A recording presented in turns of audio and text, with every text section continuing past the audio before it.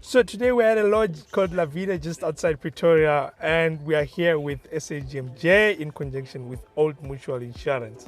Just in case you're not aware, SAGMJ means South African Guild of Mobility Journalists. In simple terms, SAGMJ is an organization that seeks to professionalize the automotive journalism. So in this case, we have a jury that was selected by SAGMJ to come and rate or rather assess the car of the year 2023.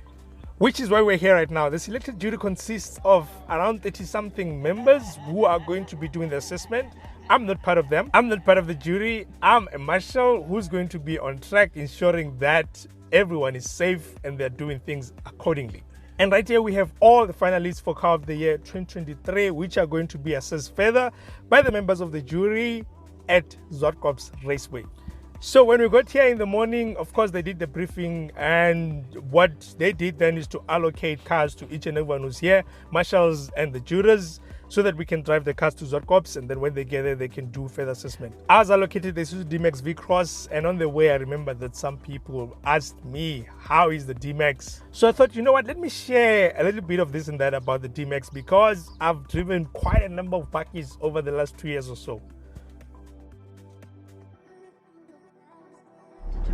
For some reason, I had an idea of what I'm going to get with the DMAX, because back in 2021, I reviewed the Mazda BT50 when it came out. And at the time, I tested the 3-liter dynamic from Mazda, and it's basically the same powertrain, almost same everything except the exterior design and the badges that are in here.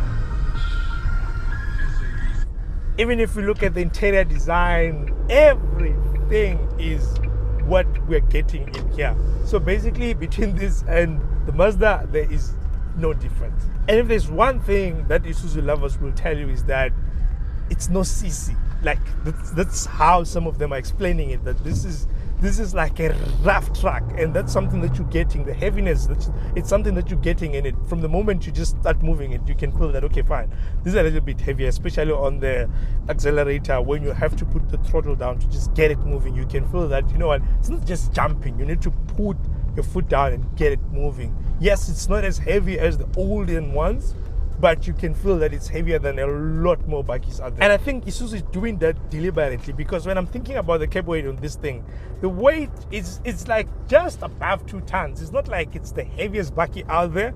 In fact, it's even less heavier than the previous generation Wild Track, for example. And the current generation Wild Track, the 3-liter 4x4 weighs around 2.4 tons. That's like almost 400 kgs above this one.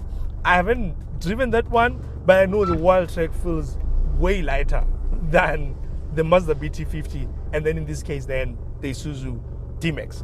As rough as it is, the reason I'm saying this particular spec level, especially this top spec V-Cross, is now more lifestyle inclined, is just looking at the spec level that they put in here. Actually, it's quite well spec'd to match what you would expect of any car that is lifestyle based. Let me just say, if you wanted an SUV with a load bay, in this case, you would still get decent spec. And one thing that gives away that they are more inclined to lifestyle on this spec level than just doing the rough stuff is just the interior design. I'm thinking they've done well with this interior design. Starting with the roof lining that is black when it is coming, you can see that, okay, fine, they're trying to make it a little bit more premium than just about utility, you know.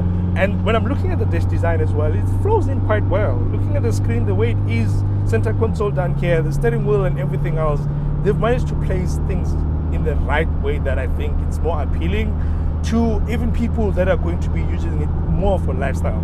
On top of my head, if I'm thinking about Bakkie designs right now and the interiors, I'm thinking Isuzu is up there with the best.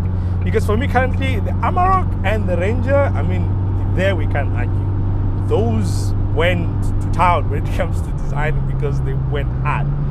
And I think the P series is still one of the designs that I think it's appealing for lifestyle purposes.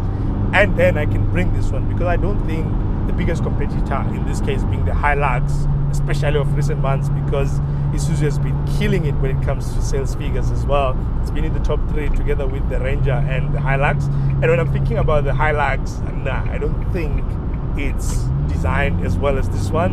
And then I'm thinking about the Navara as well, which looks amazing on the exterior, but when I'm thinking about it interior wise, no, it doesn't come close to this one. And just about the feeling as well, because that's one thing about it. The quality of the material to me here is quite good. I'm impressed with what Isuzu has done. They haven't just make everything plastic. You know, you do feel that you are in a proper, like, premium car. I can't really say I'm not in a premium car. If I was to close my eyes and think this is an MUX, I'll say yes, for sure, it's an SUV. I'm not worried about that. Just that you can feel the engine noise, the roughness, and the way it comes in when you're driving, that, you know what, now I'm in a truck. And that's one thing that I think separates the DMAX buyers from other Bakkie buyers, because when I'm thinking about other Bakkies, mostly these days they're more inclined towards, you know, they're making them to feel like cars where you are in control. It's not heavy. You feel that, you know what, as much as I'm in this big body, but I feel more in control because the steering wheel is lighter, the throttle is lighter, the way it's changing gears, you know, you don't feel that rough sound that is happening in the Bakkie. I'm thinking the Navara made me feel like that more because it was one of the Bakkies that I think for lifestyle purposes, to move it every day, it felt quite lighter. It felt quite easier to move around, to park, to do all those things. As much as, for example, P-Series and World Track felt like, you know what, they're bigger than the Navara in the way they're feeling when you're parking them and so on, they still feel like cars. You know, you're moving cars and not necessarily trucks. And that's one thing that I think people love more about them, because the biggest things they're carrying is like in 800 meters for the house, turn left, and furniture and so on. They're not necessarily doing the rough stuff. And I feel that the DMAX, with the DMAX, I feel Isuzu said, you know what, let's maintain our tradition of that authentic truck feeling, but at the same time bring in, you know, the decent specs that people expect in lifestyle Bakkies these days.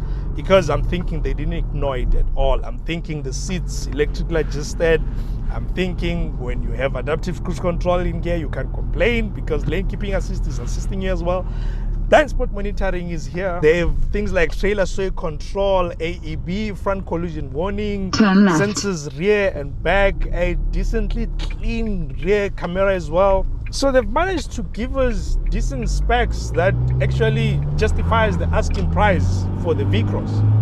Would I say overall it's the best Bakkie out there? I don't think for me it's the best, because it's more rough than soft. So others that are soft can still do the rough stuff as well, but I feel that it's a little bit too rough for my liking. But I'm glad that it exists because it maintains the tradition of what a Bakkie should be. It's a truck, it is rough, and that's what it is. So I'm definitely not surprised that it's selling so well, because there's a lot of people out there who prefer Bakkies to be like that. Otherwise, Isuzu has done a great job, and I think people are still going to continue buying it because of what it is, and it deserves to be here. With that said, I've arrived at Zwartkops and the assessment is going to be starting. You can check the previous video to see some stuff that happened on the track. With that said, thank you so much for being here with me today. I really appreciate it. Till next time, I am out.